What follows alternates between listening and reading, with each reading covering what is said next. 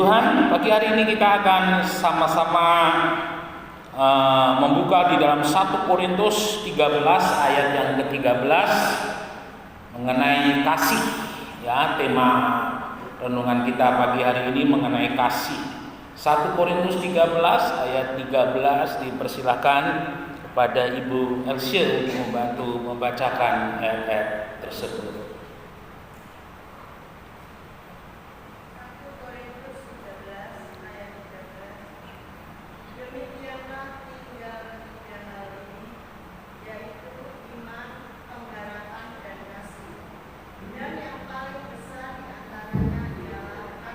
Ya, terima kasih.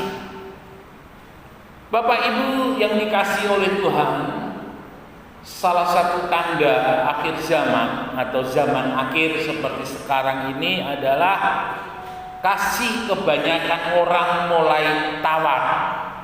Ya, kita disuguhkan setiap hari berita pembunuhan, ya. Anak membunuh orang tua membunuh anak, paman dengan keponakan, bacok-bacokan sampai salah satu meninggal. Ya, sesuatu pemandangan yang brutal setiap hari kita dengar. Artinya apa? Artinya ketika mereka melakukan semuanya itu, mereka mulai kehilangan yang namanya kasih. Saudara yang dikasihi oleh Tuhan, seperti yang sudah sama-sama kita belajar pada beberapa minggu yang lalu, ketika kita berbicara mengenai kasih, kita sedang berbicara tentang Allah. Karena Allah itu adalah kasih. Ya. Jadi ketika kita berbicara tentang kasih, kita berbicara tentang Allah. Dan kehadiran kasih dan kehadiran Allah salah satunya ditandai dengan adanya kasih. Ya, dengan kata lain, ketika kasih itu mulai tawar, ketika kasih itu mulai hilang, maka artinya dalam kehidupan orang tersebut kehadiran Allah tidak sepenuhnya. Ya, karena kehadiran Allah dalam kehidupan seseorang itu akan membuat mereka yang dipenuhi pasti akan mempunyai kasih. Dan tentunya kasih yang oleh karena kehadiran Allah itu adalah kasih di atas standar dunia, kasih di atas rata-rata orang. Ya. Dan ini menjadi doa kita di tengah-tengah dunia yang mulai kehilangan kasih atau kasih yang sudah mulai tawar. Sebagai orang-orang yang percaya kepada Tuhan, kita mau jaga kehadiran Allah di dalam kehidupan kita lewat kasih yang selalu kita nyatakan dalam kehidupan sehari-hari, dalam kehidupan bermasyarakat, berkeluarga. Maka kasih itu menjadi hal yang terus-menerus kita tampilkan di dalam hidup ini. Nah, Bapak Ibu yang dikasihi oleh Tuhan, dalam kehidupan kita sebagai orang percaya ada beberapa hal yang dikerjakan oleh kasih. Ya. Yang pertama, kasih itu mengikat orang percaya dengan Allah. Yang kedua, kasih itu mengikat hubungan suami dan istri. Yang ketiga, kasih mengikat hubungan dengan keluarga atau dengan sesama. Nah, kita mau buka lebih dahulu. Silakan Ibu Elsa dibacakan Yohanes 3 ayat yang ke-16.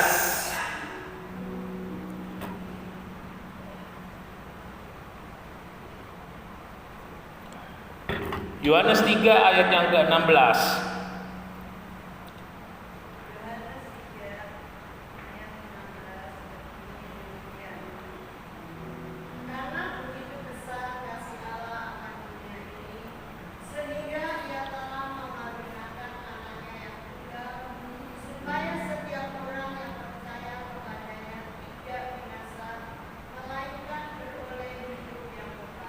Ya, yang pertama kasih itu mengikat orang percaya dengan Allah.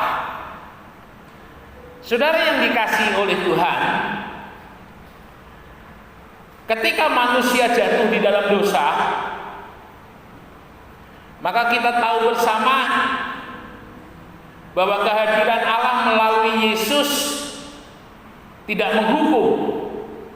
Kehadiran Allah yang dinyatakan melalui Yesus tidak membinasakan, tetapi justru kehadiran Allah di dalam Yesus Kristus ketika menghadapi manusia yang berdosa, Allah menyatakan kasih-Nya.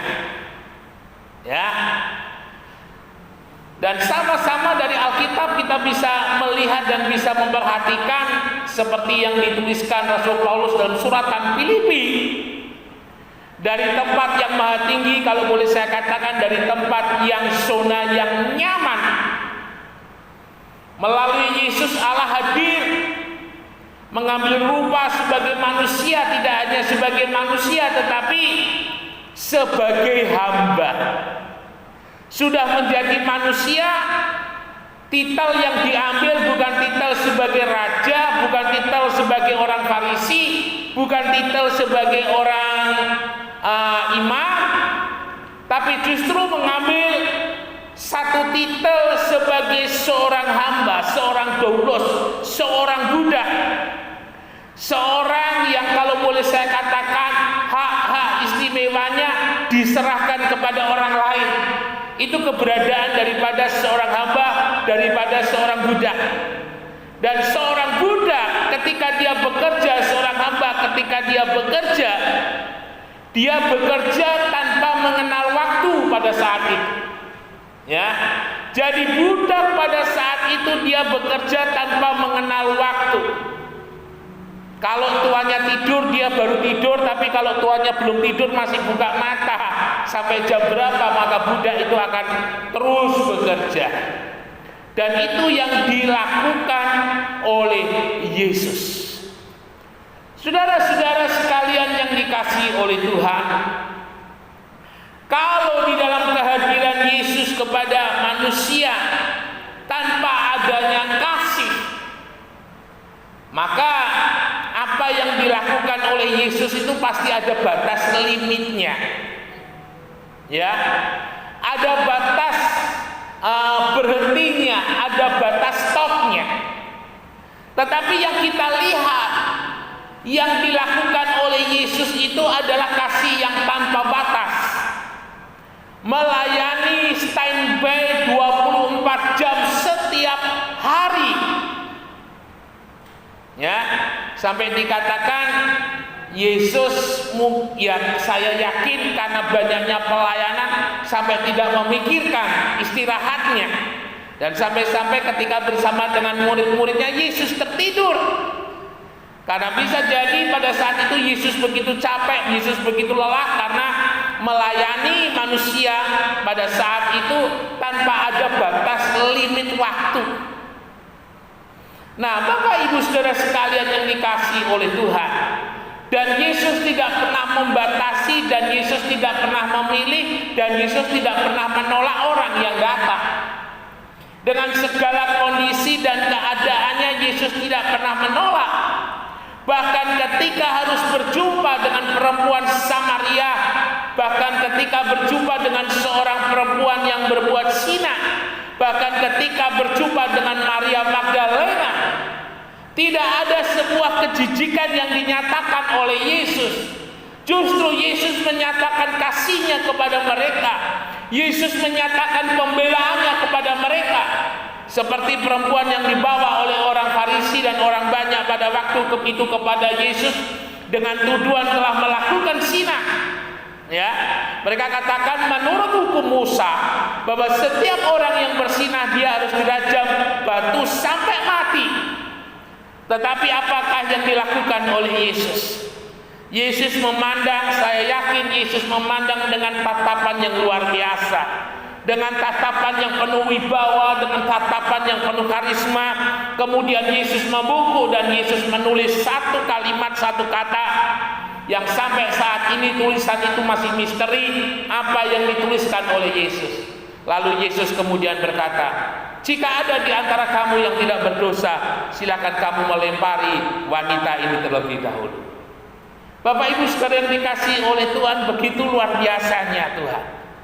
Dan ketika orang yang datang kepada Yesus yang sakit, Yesus sembuhkan. Bahkan orang yang kusta, yang pada masa itu orang yang sakit kusta itu adalah orang yang paling menjijikan, ya. Tetapi Yesus terima mereka dan Yesus sembuhkan mereka. Dan itu yang dilakukan oleh Yesus. Dan bahkan yang menarik, ketika Yesus, ya, diadili oleh karena tuduhan daripada orang Farisi, ahli Taurat, imam-imam dan gengnya pada waktu itu, ya, yang mereka mengatakan bahwa Yesus sudah menghujat Allah, dan mereka katakan menurut hukum maka Yesus harus dibunuh, Yesus harus dijatuhi hukuman mati. Yang menarik adalah Yesus dijatuhi hukuman salib. Mungkin peristiwa ketika Yesus disalib mungkin hanya beberapa saat, tetapi bagi saya yang paling luar biasa, ketika saya berada di Israel bulan Januari 2019 yang lalu, ketika mengikuti napak tilas Yesus membawa salibnya, ya, dan yang saya ikuti itu adalah titik-titiknya itu adalah titik-titik yang biasa dilakukan oleh orang Katolik. Dan saya coba membayangkan jalan yang begitu sempit di lorong-lorong kota lama di Yerusalem itu, ada ribuan orang berjubel-jubel di sana, hanya menyisakan kurang lebih mungkin tidak ada 1 meter untuk Yesus berjalan sambil membawa salibnya. Dengan tubuh yang sudah penuh luka, Yesus melewati jalan itu dan tidak hanya berjalan, tetapi sepanjang jalan orang yang pernah disembuhkan, orang yang pernah dibela, orang yang pernah ditolong oleh Yesus, mereka meludah Yesus, mereka memukul Yesus. Saya tidak bisa membayangkan ketika saya mencoba berjalan di jalan itu. Saya hanya bisa membayangkan Tuhan seperti yang dikatakan oleh Nabi Yesaya 53. Melihat wajahnya pun kita enggan, karena begitu buruk, begitu penghinaan, begitu hukuman yang diterima oleh Yesus itu membuat sekujur tubuhnya penuh dengan luka. Kalau mungkin dihitung entah berapa ratus luka yang ada di tubuh Yesus. Dan itu semuanya dilakukan oleh Yesus dengan kasih. Luar biasa, the power of love. Kekuatan kasih, kekuatan cintanya Tuhan terhadap kehidupan kita. Tuhan rela menanggung semua kutuk-kutuk yang seharusnya kita menanggungnya, tetapi semuanya ditanggungkan oleh Tuhan. Karena apa? Tuhan mau melakukannya karena kasih. Sehingga dalam kehidupan kita sebagai orang percaya, ketika kita percaya kepada Yesus, maka kita pun juga harus mengasihi Tuhan. Ya, pelayanan kita dasari dengan kasih, pengorbanan kita dasari dengan kasih, persembahan yang kita berikan kita dasari dengan kasih, apapun yang kita lakukan dalam hidup ini kita dasari dengan kasih. Mengapa? Karena kasih Allah itu sudah memenuhi di dalam kehidupan kita terlebih dahulu. Ya, jadi satu hal yang sangat ironi, jika dalam kehidupan kita orang percaya masih mencoba-coba melakukan, maaf, yang istilahnya kalau boleh saya katakan berhubungan dengan gereja, berhubungan dengan pelayanan, kita melakukannya tanpa kasih. Kita melakukannya mungkin karena kita mempunyai waktu luang, kita melakukannya karena ada tugas, kita melakukannya karena kita sudah sudah terjadwal. Sangat ironi. Mengapa? Karena ketika kita melakukannya tanpa kasih, Bapak Ibu Saudara, apapun yang kita lakukan tidak ada nilainya apa-apa di hadapan Tuhan. Tapi sekecil apapun yang kita lakukan dengan kasih, Ketika Yesus bersama murid-muridnya duduk di dekat peti persembahan, dan ada seorang perempuan tua yang memberikan spesial uang persembahannya, dan dari kota itu terdengar bunyi gelitik. Ya, Yesus katakan perempuan ini memberikan lebih besar dari yang lainnya. Mengapa? Karena perempuan ini memberikannya dengan segenap hidup. Artinya perempuan ini memberi dengan kasih. Ya, saudara yang dikasihi oleh Tuhan, biarlah kita mau jaga hidup kita di dalam persekutuan dengan kasih-Nya Tuhan. Ketika kita menjaga hidup ini dengan persekutuan dengan kasih-Nya Tuhan, maka kita tidak pernah mengizinkan sekecil apapun dosa untuk nongkrong di dalam hidup kita. Kita tidak memberikan celah sedikit pun kepada dosa untuk masuk di dalam kehidupan kita. Kita tahu arti daripada dosa itu adalah salah satunya pengkhianatan terhadap kasih-Nya Allah. Kita boleh sadar bahwa sekecil apapun ketika kita memberikan celah kepada dosa untuk ada dalam hidup ini, artinya kita sudah membuat pengkhianatan terhadap kasih-Nya. Ya, terus kita bangun persekutuan kita dengan kasih-Nya Tuhan. Ya, karena Tuhan sudah lebih dahulu mengasihi kita. Lalu kemudian yang kedua, kita mau lihat, silakan dibacakan Titus 2 ayat yang keempat. Titus 2 ayat yang keempat.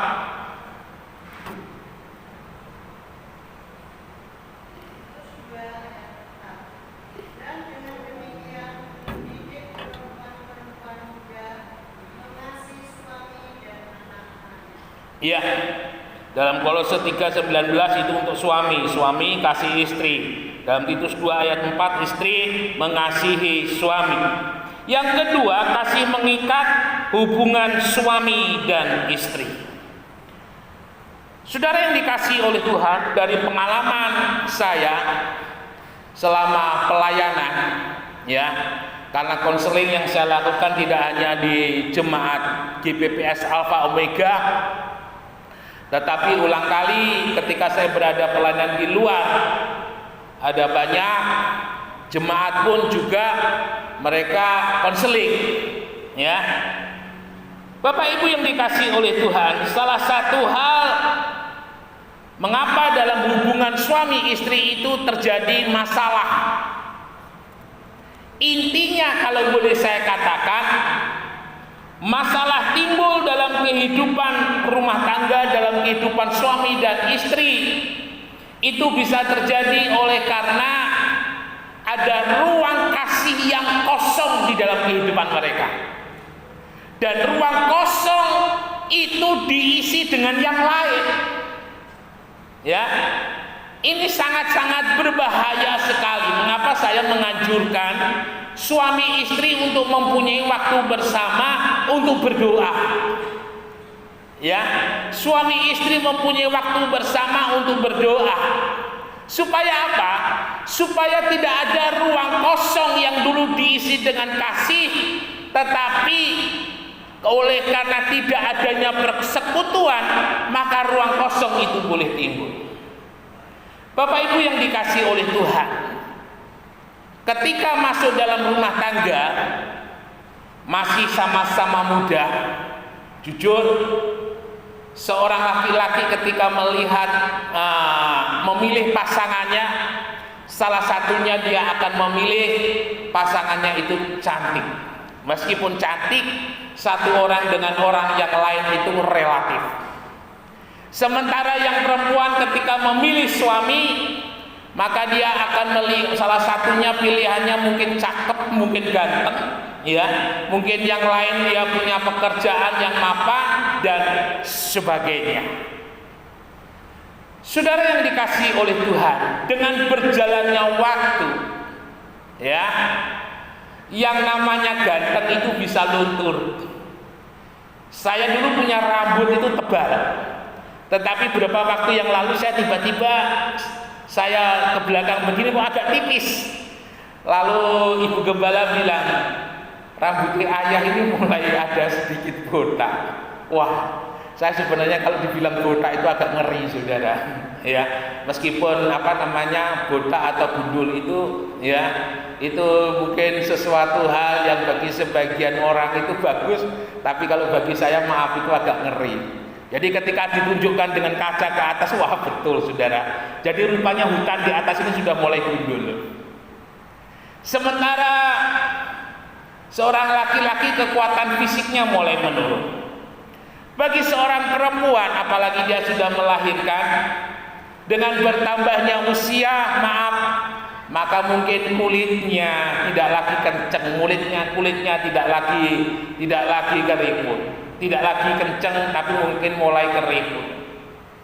Ketika saya menikah dengan berpacaran dengan ibu gembala itu beratnya 50, saudara, 49, 50 kilo. Tapi puji Tuhan, setelah menikah dengan saya, mungkin sekarang ya mungkin saya bilang jangan diteruskan. Ya, mulai berat badannya ya mulai seperti itulah. Suatu saat istri saya, ibu gembala, bilang, "Aku gemuk ya." Saya bilang, "Enggak apa-apa. Meskipun kamu gemuk, kamu cantik." Saya selalu memberikan pujian kepada ibu gembala, karena rupanya perempuan itu senang dipuji. Jadi bapak-bapak, kalau dengan ibu-ibu jangan dicela. Apapun keadaannya, kondisinya, selalu katakan cantik. Karena itu akan membuat dia merasa bahagia, dan dia akan selalu memberikan masakan yang paling enak dan bisa melayani bapak-bapak dengan luar biasa. Saudara yang dikasihi oleh Tuhan, ruang kosong itu terjadi mungkin karena kurangnya persekutuan. Ya, mungkin kurangnya perhatian. Tanggal lahirnya pasangannya lupa, ya. Tanggal pernikahan pasangannya lupa. Puji Tuhan, saya tanggal lahir istri saya, anak-anak saya, sampai tanggal pernikahan saya ingat semuanya, ya. Dan itu oleh karena kemurahan Tuhan. Bapak Ibu yang dikasihi oleh Tuhan, tetapi kadang ketika suami istri sudah berusaha yang terbaik memberikan kepada suami, dan suami sudah berusaha memberikan yang terbaik untuk istri, kadang masih saja ada masalah, ada persoalan. Saya beberapa waktu yang lalu ketika berpuasa tidak lama sih, 2 hari begitu, lalu tiba-tiba dalam bukan dalam mimpi, tetapi karena memang saya dalam posisi berdoa, tiba-tiba saya ditunjukkan ada banyak ular sekali. Lalu di dalam hati itu berkata, hati-hati, roh ular akan merajalela di dalam kehidupan jemaat. Saya sadar, saya diingatkan, Tuhan, tolong hamba-Mu, lindungi jemaat-Mu, keluarga jemaat-Mu, roh-roh kenajisan, roh-roh tipu muslihat yang gambarannya seperti ular pembohong dan sebagainya, itu akan menjadi hal-hal yang sangat-sangat mempengaruhi di dalam kehidupan jemaat. Dan itu mendorong saya harus memperjuangkan dalam kehidupan jemaat dengan memberikan banyak waktu berdoa untuk jemaat. Nah, saudara-saudara sekalian yang dikasihi oleh Tuhan, mungkin istri sudah menjaga dengan baik, mungkin suami sudah menjaga baik, tetapi yang namanya pekerjaan setan kuasa ke-8 itu ingin mengganggu kebahagiaan dalam kehidupan rumah tangga orang-orang percaya. Ingat, gereja yang besar dia bisa roboh ketika rumah tangga Kristen itu dihancurkan. Karena kekuatan gereja itu sebenarnya terdiri dari keluarga-keluarga Kristen yang kuat, keluarga-keluarga Kristen yang diikat dengan kasih, maka dia akan menjadi tiang-tiang gereja. Tetapi ketika keluarga-keluarga Kristen mulai berjatuhan, mulai jatuh, mulai rontok, maka kekuatan gereja itu pun juga akan menjadi lemah. Saudara yang dikasihi oleh Tuhan, seperti saya tadi dikatakan di atas, ketika mungkin ada masalah, ada persoalan, saya teringat dikatakan oleh firman Tuhan, dalam tinggal diam dan tenang terletak kekuatan. Dalam sebuah rumah tangga, dari pengalaman yang saya alami ketika terjadi permasalahan antara suami dan istri, satu, masing-masing merasa benar.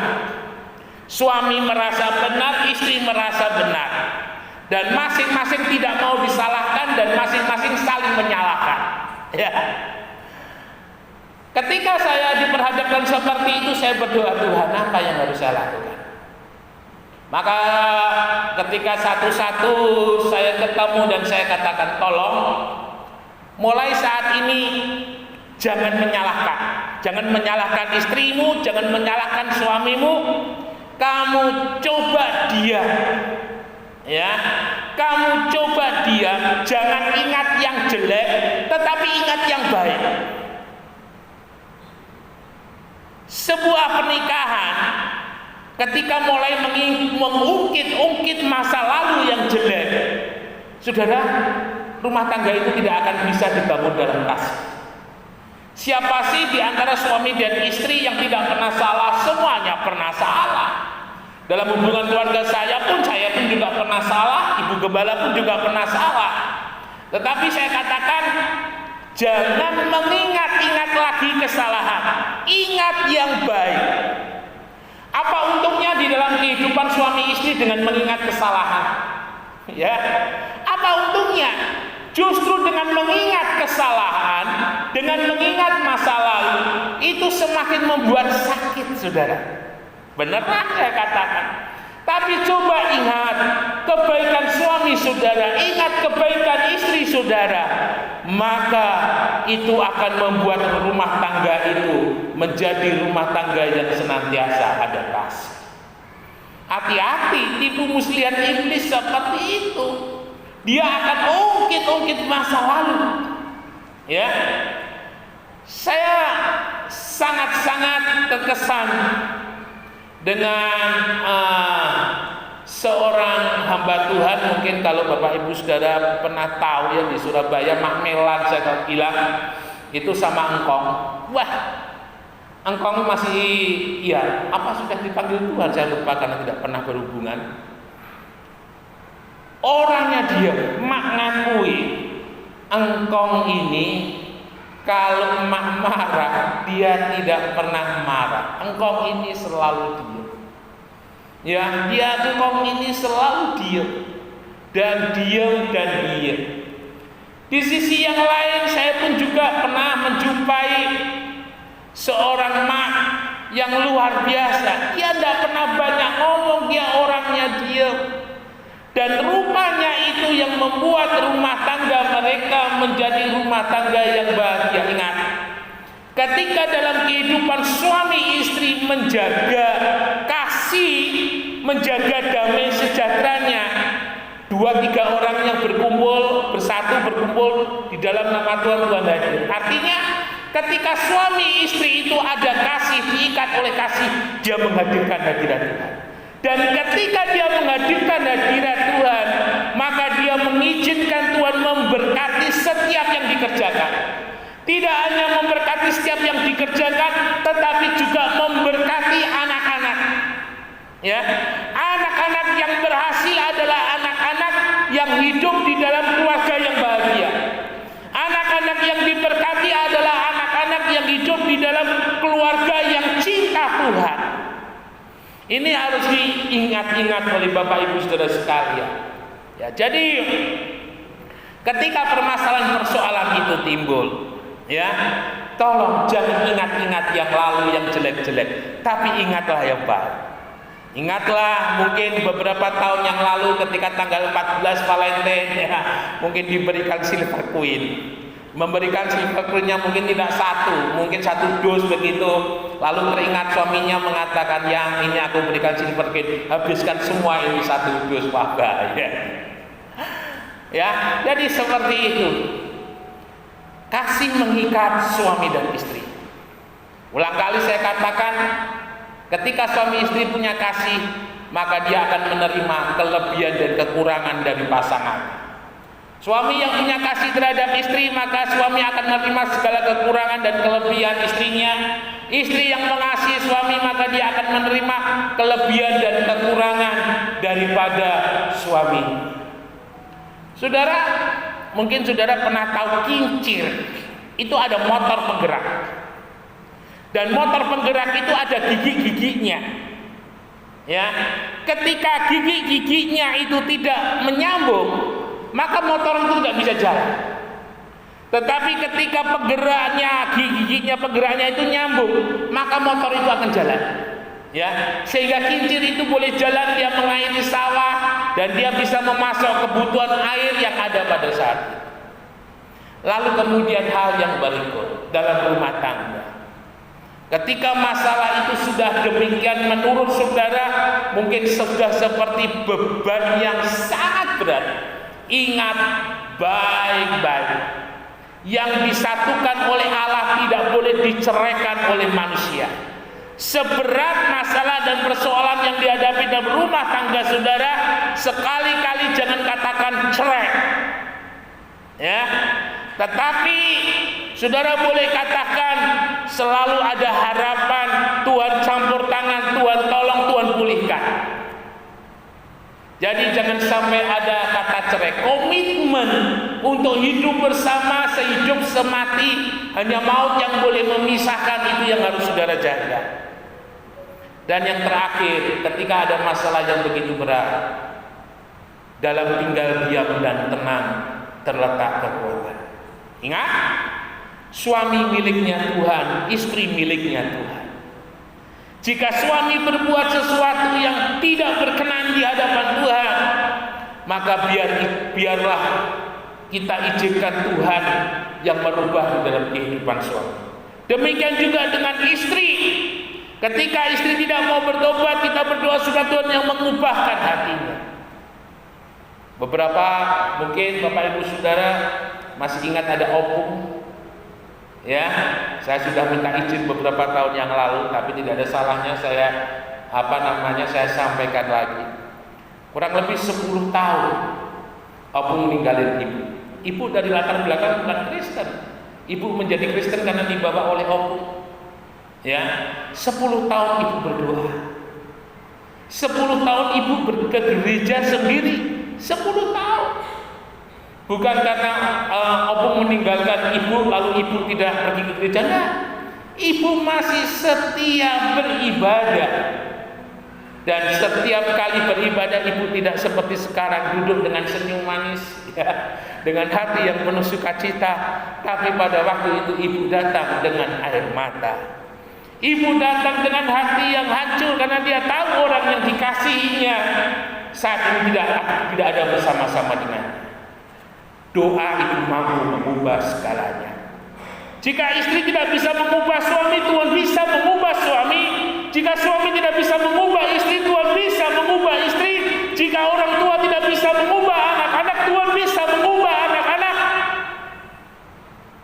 Dan pada waktunya opung pulang, memulai satu kehidupan yang baru. Tuhan beri kesempatan, dan beliau berdua sekarang boleh menjadi kesaksian rumah tangga yang ada kasihnya Tuhan. Ya, perjuangkan istri, suami itu adalah milikmu. Engkau sudah diberkati. Jika sampai terjadi apa-apa dengan suami, perjuangkan di dalam doa, perjuangkan dengan kasih.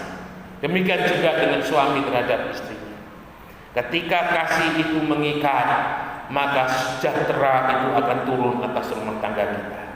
Ketika sejahtera itu turun atas rumah tangga kita, berkat Tuhan itu akan mengalir dan kehidupan kita sampai anak cucu kita kan. Firman Tuhan katakan orang benar, anak sampai dengan cucunya tidak meminta-minta, tetapi Tuhan akan memberkati terus di dalam kehidupannya. Saya tidak usah katakan bagaimana keadaan orang-orang yang kehidupannya tidak takut akan Tuhan.